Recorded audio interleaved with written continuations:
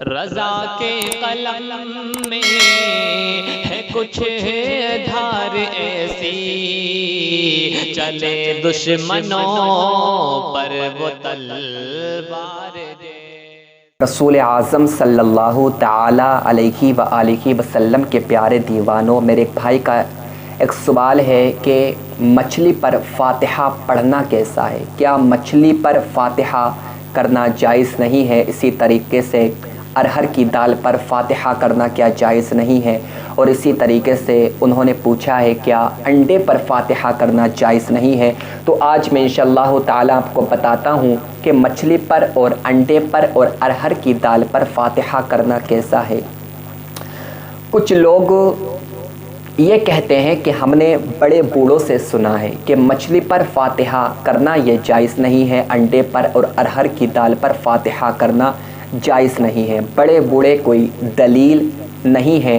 ان لوگوں کی تو ایسی ایسی باتیں ہیں کہ اگر آپ اس کو سنیں گے تو آپ کو ہنسی آئے گی، اور میں بھی کبھی کبھی سوچتا ہوں کہ پتہ نہیں یہ باتیں کہاں سے لے کر آتے ہیں۔ جیسا کہ کچھ لوگ یہ کہتے ہیں کہ آئینے کے سامنے اگر کوئی کھڑے ہو جائے تو اس کا وضو ٹوٹ جائے گا، اسی طریقے سے اگر کوئی چھوٹے بچے کو ننگا دیکھ لے گا تو اس کا وضو ٹوٹ جائے گا۔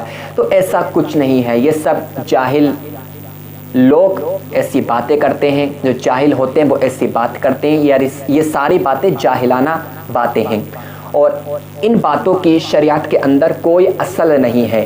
جہاں تک مچھلی کا سوال ہے اور انڈے اور ارہر کی دال کا، مچھلی پر فاتحہ کرنا یہ جائز ہے۔ مچھلی پر اگر کوئی فاتحہ پڑھتا ہے تو یہ جائز ہے، کیونکہ مچھلی حلال جانور ہے، حلال چیز ہے، اور حلال چیز پر فاتحہ ہوتی ہے، حرام چیز پر فاتحہ نہیں ہوتی ہے۔ آپ اتنا سمجھ لیں کہ جو حلال چیز ہے اس پر فاتحہ دی جائے گی، جو حرام چیز ہے اس پر فاتحہ ہم نہیں کر سکتے۔ اگر اس پر فاتحہ کرنا جائز نہیں ہوتا تو وہ حرام ہوتی، پھر تو اس کو کھانا بھی جائز نہیں ہوتا۔ مچھلی کھانا بہت اچھی بات ہے، مچھلی کھانے سے آنکھوں کی روشنی تیز ہوتی ہے، اور سب سے بڑی بات تو یہ ہے کہ رسول اکرم صلی اللہ علیہ وآلہ وسلم کی حدیث کے مطابق یہ جو مچھلی ہے یہ جنت کی پہلی غذا ہوگی۔ یعنی جب آپ اپنے اعمال کی وجہ سے جنت میں جائیں گے تو سب سے پہلی جو آپ کو غذا ملے گی وہ مچھلی ملے گی۔ اتنی اچھی غذا ہے مچھلی۔ اب جو جنت کی پہلی غذا ہو، کیا اس پر فاتحہ پڑھنا جائز نہیں ہوگا؟ کیا اس پر فاتحہ دینا صحیح نہیں ہوگا؟ تو مچھلی پر بلا شبہ فاتحہ دے سکتے ہیں، اس میں کوئی حرج نہیں ہے۔ اسی طریقے سے ارہر کی دال پر کچھ لوگ یہ کہتے ہیں کہ اس پر بھی فاتحہ پڑھنا جائز نہیں ہے۔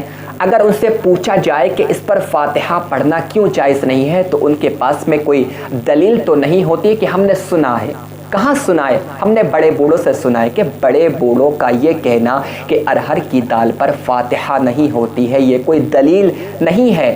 دلیل ہمارے لیے وہی ہوگی کہ جو حدیث پاک کے اندر موجود ہو، جو قرآن مقدس کے اندر موجود ہو، یا علماء اکرام نے قرآن و حدیث سے استدلال کر کے لوگوں کو منع فرمایا ہو۔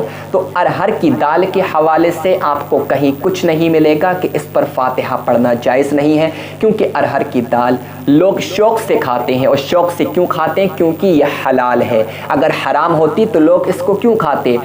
جب ارہر کی دال حلال ہے تو فاتحہ بھی جائز ہے، اگر ارہر کی دال حرام ہوتی تو اس پر فاتحہ پڑھنا بھی حرام ہوتا۔ تو بلا شبہ ارہر کی دال پر فاتحہ پڑھنا جائز ہے۔ جو یہ کہتا ہے کہ ہم نے بڑے بوڑھوں سے سنا ہے تو آپ اس کو سمجھاؤ کہ بھائی جان علم حاصل کرو، اتنا علم ضرور حاصل کرو کہ آپ کو صحیح غلط کی پہچان ہو جائے۔ اسی طریقے سے لوگ انڈے بہت شوق سے کھاتے ہیں، بہت شوق سے کھاتے ہیں، مگر جب فاتحہ کی بات آتی ہے تو کہتے ہیں کہ اس پر فاتحہ پڑھنا جائز نہیں ہے۔ دلیل کیا ہے؟ کہ ہم نے وہی بات کے بڑے بوڑھوں سے سنا ہے، کہ بڑے بوڑھوں سے سننا یہ کوئی دلیل نہیں ہے جو آپ کھا سکتے ہیں۔ جو حلال چیز ہے تو حلال چیز پر ہی فاتحہ ہوتی ہے، حرام چیز پر کبھی فاتحہ نہیں ہوتی ہے۔ تو انڈے پر بلا شبہ فاتحہ جائز ہے، آپ اس پر فاتحہ پڑھ سکتے ہیں۔ بہت سے ایسے مسائل ہیں کہ جو لوگوں کو معلوم نہیں ہے، وہ اسی بنیاد پر غلط کام کر دیتے ہیں کہ ہم نے بڑے بوڑھوں سے سنا ہے، بہت سی جاہلانہ والی باتیں ہیں کہ ہم نے بڑے بوڑھوں سے سنا ہے، تو میں آپ سے گزارش کرتا ہوں جس کے بارے میں آپ کو علم نہیں ہوا کرے آپ دوسروں کو مت بتایا کرو، پہلے خود آپ تحقیق کیا کرو کہ یہ جائز ہے کیا نہیں ہے۔ اور جہاں تک بات آتی ہے فاتحہ کی کہ فاتحہ پڑھنا کیسا ہے، کیونکہ کچھ بدعقیدے ایسے بھی موجود ہیں جو کہتے ہیں کہ فاتحہ پڑھنا جائز نہیں ہے، وہ بدعقیدے ہیں، ان کی دشمنی رسول اکرم صلی اللہ علیہ وآلہ وسلم سے ہے، اس وجہ سے وہ کہتے ہیں کہ فاتحہ پڑھنا جائز نہیں ہے۔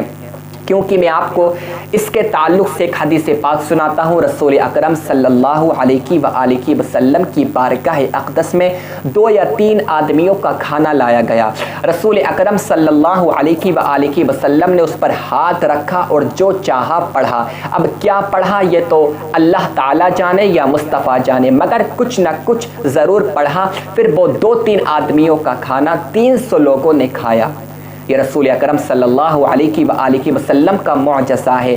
اب کھانے پر کچھ قرآن مقدس کی آیتوں کو پڑھنا، آپ ذرا خود عقل سے سوچیں کہ جب آپ کے سامنے کھانا رکھا جاتا ہے تو آپ کھانا کھانے سے پہلے بسم اللہ الرحمن الرحیم پڑھتے ہیں، تو اب اگر کیا کسی نے بسم اللہ الرحمن الرحیم پڑھ لی تو کیا اب کھانا حرام ہو جائے گا؟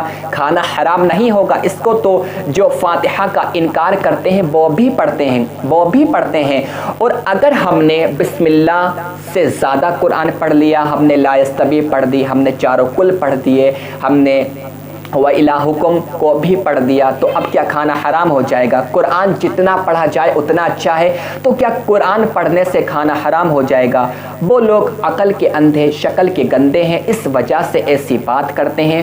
کھانا سامنے رکھ کر قرآن پڑھنے سے کبھی کھانا حرام نہیں ہوتا ہے۔ اللہ رب العزت کی بارگاہ میں دعا کرتا ہوں کہ اللہ تعالیٰ ایسے لوگوں کو ہدایت عطا فرمائے جو یہ جاہلانہ والی باتیں کرتے ہیں اور جو بدعقیدے ہیں۔ اللہ رب العزت ان لوگوں سے ہر مسلمان کو بچائے۔ ہاں اتنا میں ضرور کہنا چاہتا ہوں کہ کھانا سامنے رکھ کر فاتحہ پڑھنا یہ کوئی واجب، کوئی ضروری نہیں ہے، یہ مستحب کام ہے۔ اگر کوئی کرتا ہے تو کرے، اور اگر کوئی نہ کرتا ہے تو ہم اس کو یہ گالیاں نہیں دیں گے، ہم اس کو اس کی زیادہ سے زیادہ تاکید نہیں کریں گے کہ تم کھانا سامنے رکھ کر فاتحہ پڑھو، یہ بہت زیادہ ضروری ہے، واجب ہے۔ یہ واجب نہیں ہے، یہ مستحب ہے۔ ایصال ثواب کے لیے یہ ضروری نہیں ہے کہ کھانا سامنے رکھا جائے گا، ایصال ثواب آپ ایسے بھی کر سکتے ہیں، اور اگر کوئی چاہتا ہے تو کھانا سامنے رکھے، اور اگر نہیں چاہتا ہے تو کھانا سامنے نہ رکھے۔ اللہ رب العزت کی بارگاہ میں دعا کرتا ہوں کہ اللہ تعالیٰ سب کو عقل سلیم عطا فرمائے اور سب کو علم دین سیکھنے کی توفیق عطا فرمائے۔